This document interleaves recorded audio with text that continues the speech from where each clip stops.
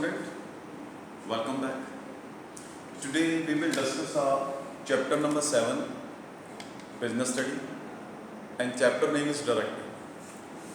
So student, before go ahead, first of all we have to know what is the meaning of directing. Actually, when three functions of the management is over, then fourth function will come. First function is planning, second is organizing, third is staffing. Then after staffing, fourth function will come, that is directing.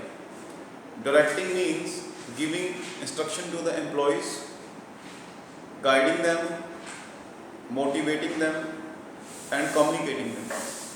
So without direction, employees don't have the knowledge what to do, how to do, when to do. Okay? So student, kindly see there, directing, it includes instructing, guiding, communicating, and motivating.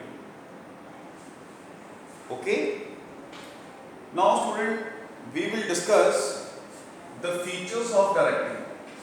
The features of directing are very important and very easy to understand. Okay? Student, first feature is directing initiates action. Directing initiates actions.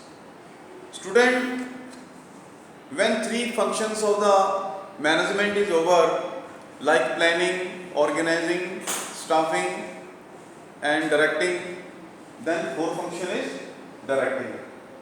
In directing, basically managers guide the employees or instructing the employees or motivating the employees how to do the work and when to do the work.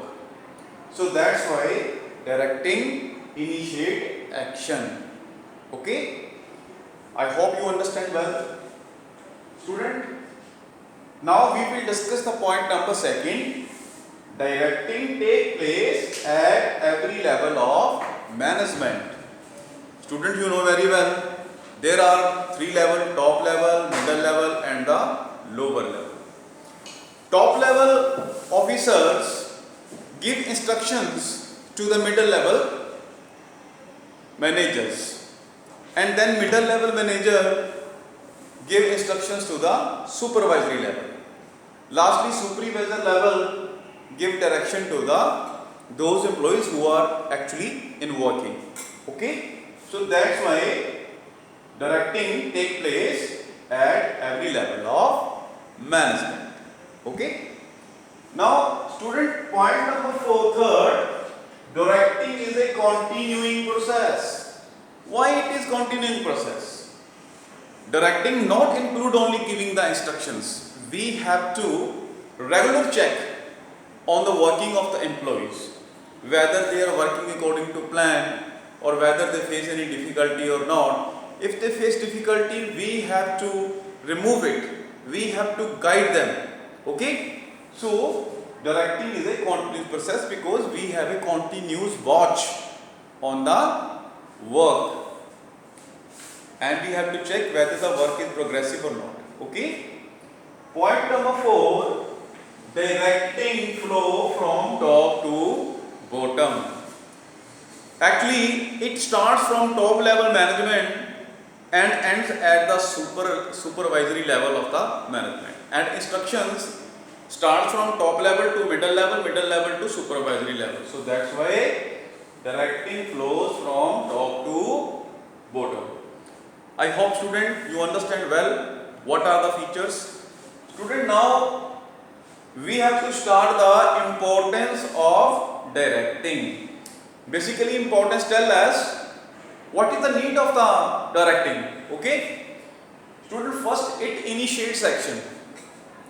You know very well, when planning is done, organizing is done, staffing is done, then fourth point is directing.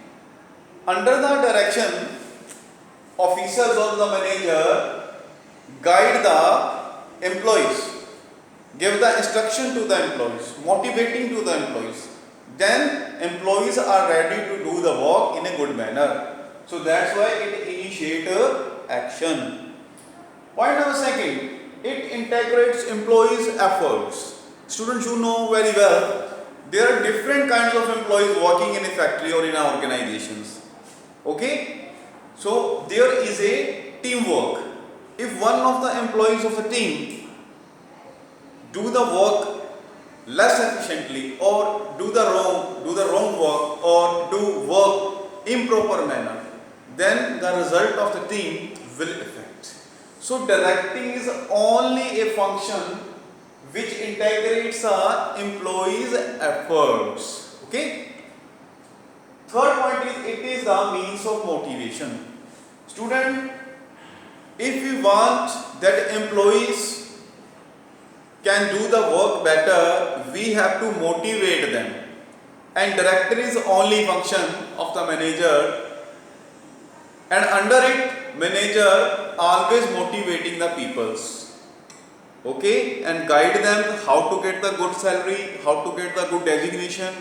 Okay, so directing basically means of motivation. It facilitates implementing changes. This is the point number 4.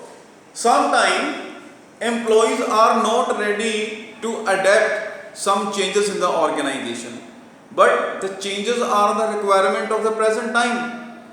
Changes are required in an organization to get the success.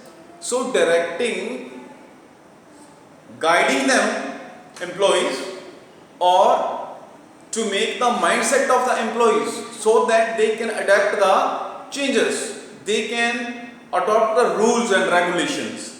So in this way, directing helps the employees to get the changes, to follow the new rules or to adapt the changes.